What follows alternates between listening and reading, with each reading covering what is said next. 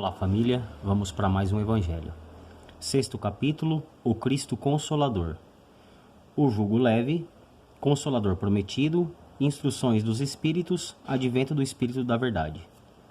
O jugo leve. Este capítulo aqui, logo após Bem-aventurados os aflitos, vem o Cristo Consolador explicar, nos direcionar, nos orientar, que mesmo passando por aflições, nós conseguimos consolação, porque ele deixa bem claro aqui: o meu jugo é suave e o meu fardo é leve. Jugo, no sentido do capítulo aqui, o jugo leve, não é julgamento, tá? Não é julgo, é jugo, que é uma peça de madeira usada para atrelar bois à carroça, o arado, da canga, que controla o boi, assim que direciona. É isso o jugo leve. Então aí a gente pensa assim, a gente tem um livre-arbítrio, escolhas segundo a nossa vontade, e aí a gente cria alguns problemas para outras pessoas, a gente prejudica emocional ou materialmente alguém. Então a gente tem um débito aí, a gente criou uma dívida, algo a ser resgatado. E então, pela lei de amor, somos conduzidos a essa vida com o propósito de passarmos pela expiação que nós mesmos criamos. Então a gente vem para que a gente conserte essa falha, esse erro que a gente cometeu no passado, a fim de que a gente aprenda e evolua, assim? Então a gente pensa, a gente vem para a cadeia, a vida na matéria limitadíssima, estamos devendo, somos imperfeitos, não somos espíritos puros, não somos um anjo de luz, estamos em dívida e viemos para a Terra. E ainda assim, preso, vamos colocar assim, pagando uma dívida, Cristo vem com a lei de amor nos dizer que ainda assim somos consolados. Então não tem como dizer que a revolta de estar encarnado no planeta de expiação e prova, de ver todas essas aflições, esses problemas que nós temos nesse mundo, que os homens criam, não é ruim, não estamos sendo castigados, não fomos esquecidos por Deus. Pelo contrário, a lei de amor e de caridade nos permite que a gente conserte aquilo que nós mesmos criamos. Nós criamos. Então a gente prejudica o outro, porque o ser humano é egoísta, arrogante, orgulhoso, enfim. Ele quer algo, ele não quer trabalhar por algo. E como todo ser humano, a gente só olha para a vida do próximo vendo as coisas boas que ele tem. E não sabe como que é a vida dele. Ou não sabe quanto que essa pessoa se esforçou, se privou de prazeres para conseguir alguma coisa na vida. E aí o ser humano vai lá e rouba. E aí não tem peso roubar, não é? Não traz dor roubar. E para ele conseguir aquilo que ele quer, ele prejudica o outro, que lutou tanto para conseguir o que ele tem. Mas ser roubado é muito ruim, é muito triste, não é assim? Então, através da lei, a gente vem passar por expiações segundo os problemas que nós mesmos criamos, não é assim? E aí a gente aprende exatamente dessa maneira. Cada caso um caso, não tem como a gente falar que é assim e ponto, porque cada caso é um caso, cada espírito é um espírito, cada ser encarnado é um ser único, com experiências únicas, enfim, uma infinidade de possibilidades para que esse espírito se depure, não é assim? Então ele vem para essa terra de expiação e prova, que é limitadíssima, não é assim? Que aqui tem muita aflição, que não é a terra de felicidade, nós não temos a liberdade do espírito, não sabemos nem quem somos, nem o que viemos passar. E aí, passando por expiações, por dificuldades, o ser humano já logo grita: por que o Senhor está fazendo isso comigo? Estou sendo injustiçado, sou o umbigo do mundo, estou sofrendo, quando na verdade, se for ver a lei divina, esse espírito está passando por coisas que ele mesmo criou, que são necessárias hoje, a fim de que ele se depure, que ele aprenda o quão ruim é prejudicar o próximo, que ele então busque o caminho do melhoramento moral, encontre o amor próprio, né? Ame a Deus, siga no caminho do melhoramento do bem e aprenda a lei de amor e de caridade, que é fazer para o próximo tudo aquilo que eu gostaria que fosse feito para mim. Essa é a lei. E ele deixa bem claro aqui, ó. Vinde a mim, vós todos que estáis fadigados, e eu vos aliviarei.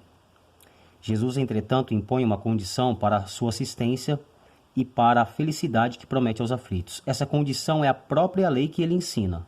O seu jugo é a observação dessa lei. Então, o caminho é observar as leis. É este o caminho. É leve. Lei de ação e reação, lei da atração, causa e efeito, não é assim? Mas esse jugo é leve e essa lei é suave, pois que impõe como dever, tá? O amor e a caridade. Então, de novo, direitos e deveres, né? O ser humano mimado, o que ele quer? Direitos. Quero direito. Se eu sou filho do Criador, eu tenho direito à minha herança. Aí muitos dizem, né? Ele é o dono do ouro e da prata. Então, eu quero ter prosperidade financeira, porque eu mereço, porque eu sou filho do dono. Só que a gente não sabe, a gente não tem consciência ou não quer pensar, né, analisar a nossa vida, se eu estou merecendo, ou o que eu vim passar aqui, ou o porquê que eu estou passando por aflições e por provas. Ninguém sofre de graça, o acaso não existe. Então, injusto o ser humano virar para Deus e querer questionar por que a vida dele não é dos sonhos. Nós não estamos no paraíso, não estamos na nossa morada verdadeira, estamos limitados e com a lei de amor nos auxiliando ainda. Não estamos sozinhos espiritualmente nem carnalmente. Tem muita gente nos auxiliando para que a gente vença essas provas, passe e aprenda e se melhore e se afine com a espiritualidade, com Deus, e ainda assim a gente quer reclamar, não é assim?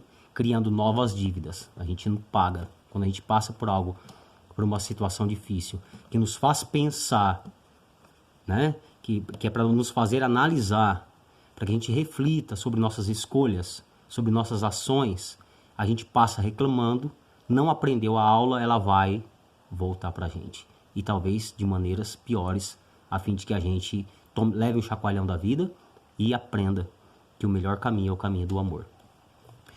Então fica bem claro aqui que o caminho é suave e o fardo é leve, pois que impõe como dever o amor e a caridade. Então cabe a nós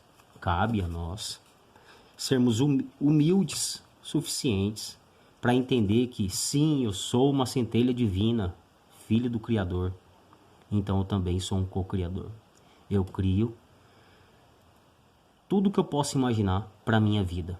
Eu tenho essa capacidade de criação. E existe uma coisa chamada consequência.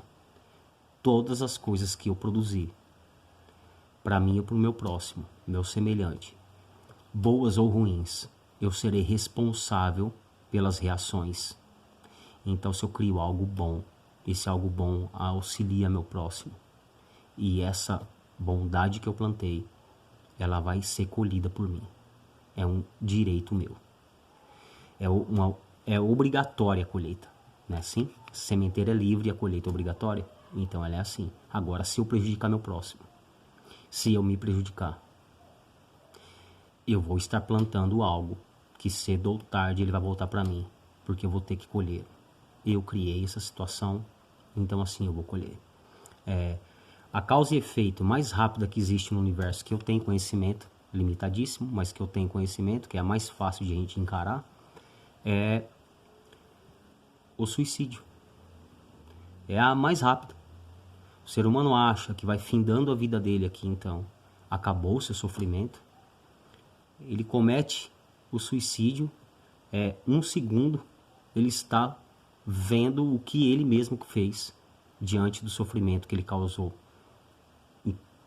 Toda a convivência em sua volta, familiar, enfim, e ele quebrou uma regra, né, fortíssima, que ninguém pode atentar contra a sua vida. Estamos aqui com esse pagando, vamos falar assim, a gente está aqui pagando uma dívida, eu quero fugir da cadeia achando que isso vai ficar bom para mim. A lei divina não é como a lei dos homens, que é falha e tudo é visto. Então, na minha opinião, eu acho que a lei de ação e reação mais rápida que existe, né, a colheita mais rápida, é quando o ser humano, infelizmente, por falta de buscar estudo, de aumentar o seu intelecto, de tentar buscar respostas para suas aflições e suas dificuldades, ele então comete este ato de loucura insano, induzido por espíritos que estão com energias terríveis, porque é isso que a gente atrai para a gente quando a gente pensa em suicídio, e então ele acaba cometendo essa loucura, e um segundo depois ele descobre que realmente a pior loucura que ele poderia ter feito foi a que ele fez, deixando desamparadas as pessoas que estavam sob sua guarda, encerrando um caminho que poderia ser grandioso de aprendizado para esse espírito, e aí os tormentos vão começar, né? Em vez de acabar os tormentos, é ali que começam os tormentos. Sabe Deus por quanto tempo esse espírito vai ficar nesse estado de erraticidade, afinado com a energia semelhante a dele, em estágios umbralinos ou não, até que ele consiga ter a oportunidade de dar a volta para cumprir aquilo que ele deixou de cumprir. Então, existe consolação sim, e a gente não pode confundir as coisas, né? Nós somos consolados o tempo todo, desde que a gente busque isso, com o nosso devotamento, com o nosso coração, com a nossa fé. Mas o que a lei não faz, que muitas pessoas acham que Deus não liga pra gente, a pessoa está passando por uma prova necessária para seu melhoramento moral, para sua evolução. E aí, ele, diante dessa dificuldade, ele levanta aos céus e pede que essa prova seja tirada da vida dele. E isso não acontece. Por quê? Porque se ela está acontecendo é porque ela se fez necessária. E se ela se fez necessária, com toda certeza, é porque esse espírito tem capacidade de passar por ela. Nenhum espírito vem para a Terra para passar por uma expiação ou prova, da qual ele não está capacitado, apto a passar por ela, a tirar conhecimento dela, a aprender com ela. Não vem para destruir a vida do homem, vem para engrandecer a vida do homem, as dificuldades da Terra. Tá? Então isso não vai acontecer. O que ele nos deixa bem claro é que sim, nós seremos consolados desde que a gente observe a lei. Esse é nosso dever. A gente tem que observar a lei, a gente tem que compreender as coisas. E o manual mais prático, a teoria mais prática de se compreender isso, é o Evangelho segundo o Espiritismo, que deixa bem claras as coisas para a gente. A leitura sequencial deste Evangelho aqui te deixa bem claro os processos. Primeiro ele explica por que Cristo veio, que ele não veio destruir a lei. Depois ele vem explicar a vida eterna, que a vida não acaba, a fim de que os homens, porque imagina a gente passando por dificuldades, que nem vem falar aqui sobre o Cristo Consolador, esse capítulo, a dificuldade do homem que sofre sem saber por que sofre. E é as loucuras que ele comete por não saber disso. E aí fala, mas por que ninguém falou? A aula é de acordo com o aluno. Busca e acharás. Ajuda-te e o céu te ajudará. Nós somos atraídos por energias afins à nossa. E toda vez que eu me comprometer em buscar respostas de melhoramento moral, a fim de que eu equilibre minha paz, que eu encontre paz dentro de mim, eu vou encontrar caminhos para isso. E esse caminho é o estudo. É o estudo. A gente tem na literatura hoje resposta para inúmeras questões. Quantos materiais didáticos tem hoje psicografados na Terra, que vêm nos elucidar sobre coisas grandiosas. Mas o espírito não quer. Ele está encarnado, está com dificuldade, o umbigo do mundo, só está focado nas dificuldades, no que está ruim. Começa a reclamação, ciclo vicioso de fé negativa ativado, todos os seus medos explodindo e acontecendo porque ele está criando isso, e ele não sabe o que mais fazer. Se a gente for humilde e entender que nós temos a capacidade de transformação, de criação da nossa vida, a gente começa a entender o tamanho da responsabilidade que está nas nossas mãos. Somos direcionados a um caminho encarnado? Sim, viemos com propósito. Ninguém vem para passear na Terra. Então a gente tem um propósito, a gente tem uma missão na Terra a ser cumprida, a gente tem uma prova para passar na Terra, algumas expiações, alguns espíritos vêm para passar muita expiação, tudo bem. Mas viemos aqui para aprender através de uma lei de amor. Então cabe a gente buscar o melhoramento. Tudo aquilo que eu buscar de conhecimento hoje para o meu espírito, ele não será perdido nunca, jamais será perdido. Sabe Deus por quanto tempo eu devo ter estudado esse evangelho, ou então devo ter corrido do evangelho para hoje vir aqui e ficar estudando o evangelho tão afinco assim, não é? Falando 6 vezes sobre o mesmo livro e nunca vai deixar de ter conteúdo para a gente conversar, nunca vai deixar de ter. Eu estou encurtando os vídeos porque senão eles ficam longos, porque daqui a gente pode ir para Nárnia. É muito vasto o conhecimento que eles nos ligam aqui. E quanto mais você se elucida, mais conexões, mais ligações você vai fazendo com o conhecimento que você possui. Então é de extrema importância a leitura desse evangelho, exatamente por isso, para que a gente se afine com a teoria, né, e compreenda como é que se dão os processos espirituais, o porquê que estamos aqui, o porquê que nós sofremos, o porquê que a vida na Terra não é a vida de alegria 100%, de felicidade plena. Por quê? Tem resposta para tudo isso. Cabe a gente se comprometer ao estudo, buscar o melhoramento moral e entender que só através da reforma íntima a gente consegue ter paz interior, discernimento, serenidade para que a gente faça as melhores escolhas e produza coisas boas o tempo todo para a gente e para todos que estão à nossa volta. Então, você está sofrendo, você não é o único que sofre. Seja humilde. Levante a cabeça, peça auxílio aos espíritos consoladores que você receberá a consolação. Ninguém está desamparado na Terra espiritualmente. Sempre haverá um amigo, sempre haverá um médium que você nem imagina o que é, para assoprar para você uma boa ideia, um bom direcionamento, um bom caminho.